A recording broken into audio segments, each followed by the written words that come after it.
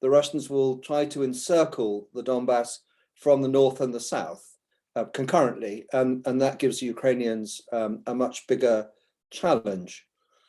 As to the outcome, it's finely balanced right now, because if the Russians learned the lessons of their failure so far and could concentrate more force and could connect their air force to the ground forces better and could sort their logistics out, then they might start to overwhelm the Ukrainian positions eventually, although I still think it would be a battle of enormous attrition.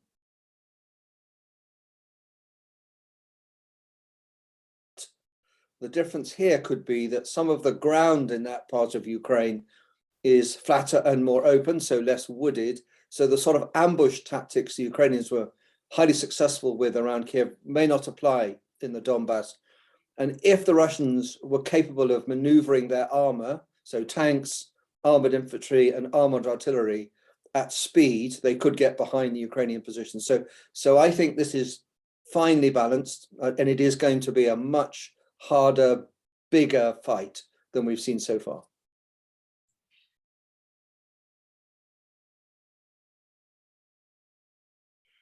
The things that can't easily overcome are the state of training of their ground and air forces, which has not been up to the sort of war they've been trying to fight. They haven't had time to fix that.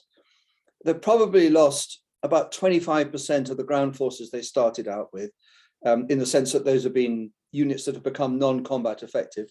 So they're amalgamating them, they're refitting them, they're reinforcing them, and they're moving them around. But they've had a beating, and they will have only have had a few weeks to get better.